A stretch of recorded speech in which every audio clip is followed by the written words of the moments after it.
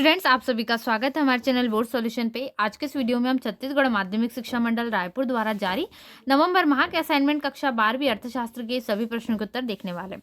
Assignment number 4 है। इसके पहले कक्षा 12वीं के सभी विषयों के असाइनमेंट के आंसर कंप्लीट हो चुके हैं। यदि आपने कोई भी वीडियो नहीं देखी है, कोई विषय का असाइनमेंट का आंसर कंप्लीट ना करा हो, तो डिस्क्रिप्शन बॉक्स में सारे विषयों की लिंक दी गई। जल्दी से जाकर अपने असाइनमेंट के आंसर्स को कंप्लीट कर लीजिए। इसके अलावा वीडियो को लाइक नहीं किया तो लाइक कर दीजिए। चैनल पे नए चैनल को सब्सक्राइब जरूर करें ताकि सीजी बोर्ड के जितने भी असाइनमेंट के उत्तर है आपको सारे असाइनमेंट के आंसर मिल सकें। और दोस्तों में शेयर करना बिल्कुल भी ना भूलें, जिससे आपके साथ में जितने भी विद्यार्थी पढ़ते हो कक्षा 12वीं के, उन सभी को भी हेल्प मिल सके।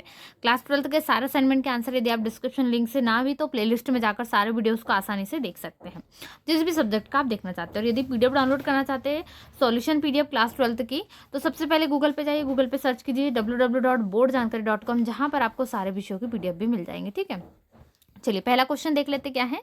तो फर्स्ट क्वेश्चन है, बंद अर्थव्यवस्था में आय के चक्रीय प्रवाह को स्पष्ट कीजिए। ठीक है, पहला क्वेश्चन में है, तो चलिए देखते हैं इसका उत्तर। बंद अर्थव्यवस्था से तात्पर्य क्या है? उस अर्थव्यवस्था से है जिसमें आर्थिक गतिविधियां देश की सीमा तक ही सीमित रहती है। ऐसी अर्थव्यवस्था का विश्व की अन्य अर्थव्यवस्थाओं से कोई संबंध नहीं रहता है।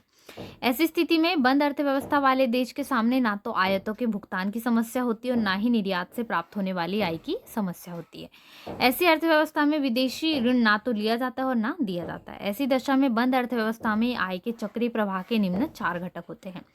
तो पहला है पारिवारिक आय। तो पारिवारिक आय में आएगा, परिवार के सदस्य उत्पादन के साधन के स्वामी होते हैं और उत्पादन क्षेत्र का क्या करते हैं, और वे उत्पादन क्षेत्र का अपनी सेवाएं प्रदान कर आय प्राप्त करते हैं। इसके अतिरिक्त परिवारों को तथा सरकार द्वारा सार्वजनिक सेवाओं पर व्यय अथवा आय हस्तांतरण के रूप में आय प्रवाह होता है। अतः पारिवारिक आय के 3 प्रवाह होते हैं। पहला साधन का पुरस्कार, और ब सरकार द्वारा सेवाओं पर व्यय, और स है राज्य आय का हस्तांतरण। ठीक है, राज्य आय का हस्तांतरण स पॉइंट है।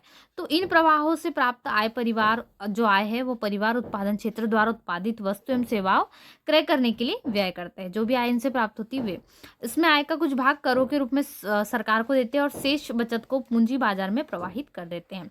कुल मिलाकर परिवार अपनी आय को उपभोग, कर और बचत के रूप में प्रवाहित करते हैं। दूसरा पॉइंट है उत्पादन क्षेत्र की आय।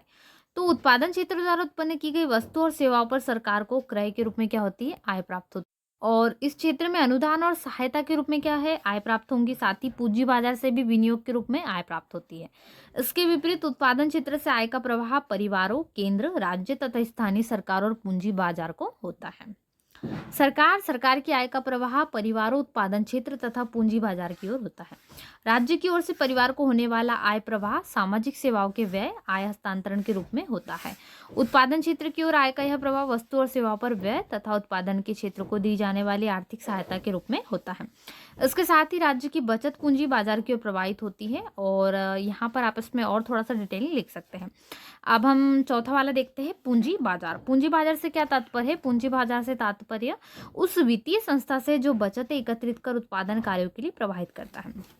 पूंजी बाजार में आय का प्रवाह व्यक्तिगत बचतों, व्यावसायिक बचत और राज्य बचत से होता है। और पूंजी बाजार से बचतों का प्रवाह उत्पादन क्षेत्र में विनियोग और राज्य को प्रदान किए जाने वाले ऋण के रूप में होता है। चलिए प्रश्न क्रमांक दूसरे का उत्तर हम देखते हैं जल्दी से। आय के चक्रीय प्रवाह से आप क्या समझते हैं? आय के चक्रीय प्रवाह का महत्व आपको इसमें बताना। ठीक है, तो आय का चक्रीय प्रवाह से आशय क्या होता है? मुद्रा और पदार्थ तथा सेवाओं के निरंतर प्रवाह से। आय का चक्रीय प्रवाह अर्थव्यवस्था के प्रमुख क्षेत्रों जैसे परिवार, फर्म, सरकारी क्षेत्र से जुड़ा रहता है। फॉर एग्जाम्पल हम लेंगे, फर्म पहले आय सर्जित करती है, तत्पश्चात आय परिवारों में साधन सेवाएं प्रदान करने के लिए वितरित की जाती है और अंत में वही आय फर्मों के पास वापस आ जाती है। यही आय का क्या कहलाता है? चक्रीय प्रवाह कहलाता है। चक्रीय आय प्रवाहों का महत्व दर्शाने वाले कुछ बिंदु है। सबसे पहला है राष्ट्रीय आय का अनुमान। फिर यहाँ पर आप लिख सकते हैं, इसका अध्ययन बहुत उपयोगी है क्योंकि इससे ज्ञात हो जाता है कि ये जो हमारा अर्थव्यवस्था है सुचारू रूप से कार्य कर रही है अथवा नहीं। दूसरा है मौद्रिक नीति का महत्व। चक्रीय आय प्रवाह अर्थव्यवस्था में बचत तथा विनियोग की समानता लाने के दृष्टिकोण से मौद्रिक नीति के महत्व को स्पष्ट करती है।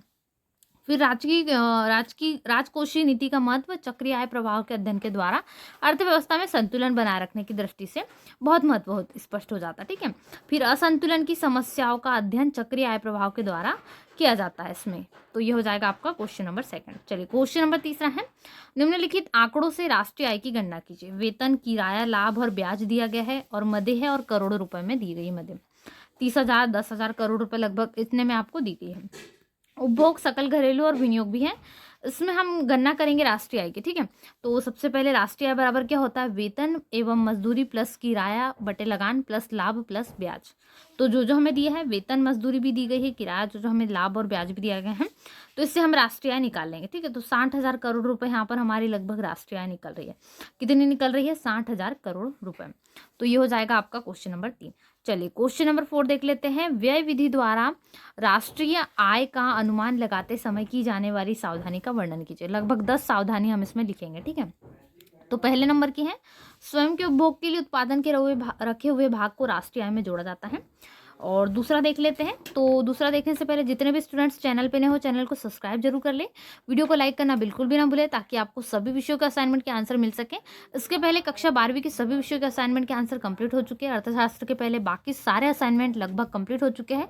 आप डिस्क्रिप्शन बॉक्स में लिंक देख सकते हैं, सारे असाइनमेंट के आंसर आपको उसमें मिल जाएंगे, या फिर प्लेलिस्ट में जाकर डायरेक्ट वीडियोस को देख सकते हैं। पूरे असाइनमेंट कंप्लीट है नवंबर माह के। इसके अलावा वीडियो को शेयर जरूर कर दो दोस्तों में, जिससे आपके फ्रेंड्स की भी हेल्प हो।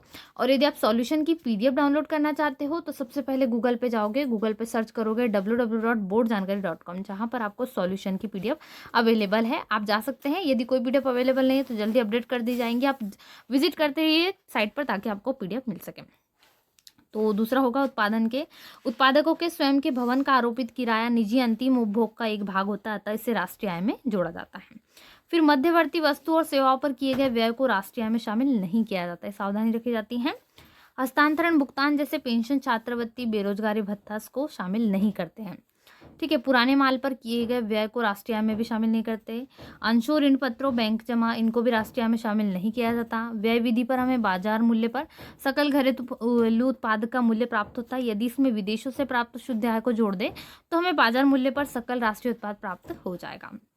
और यदि सकल राष्ट्रीय उत्पाद में से शुद्ध प्रत्यक्ष करों को घटा दे तो साधन लागत पर सकल राष्ट्रीय उत्पाद प्राप्त हो जाएगा।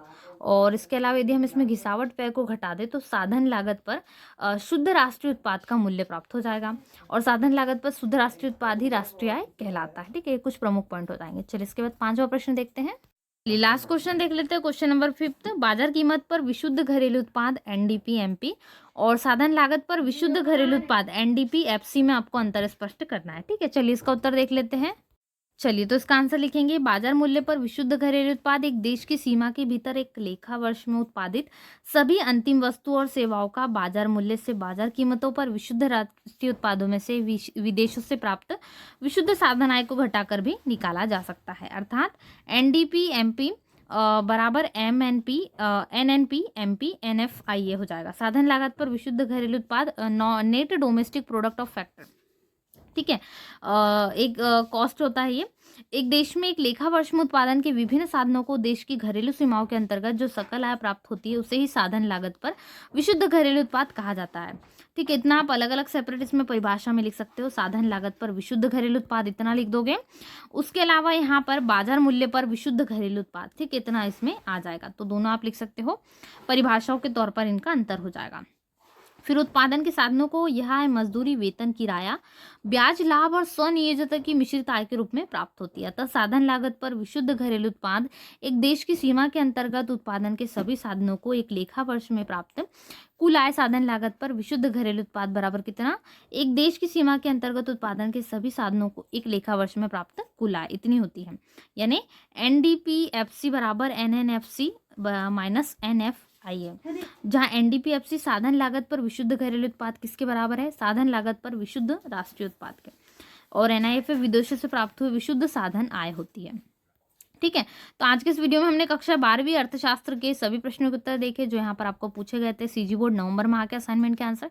ऐसे वीडियोस के लिए सबसे पहले चैनल को सब्सक्राइब कर लीजिए, वीडियो को लाइक जरूर कर दीजिए, दोस्तों में शेयर कर दीजिए, जिससे आपके सभी फ्रेंड्स की भी हेल्प हो, और चैनल को सब्सक्राइब करना बिल्कुल भी ना भूलें। मिलते हैं नए वीडियो में। Thanks for watching.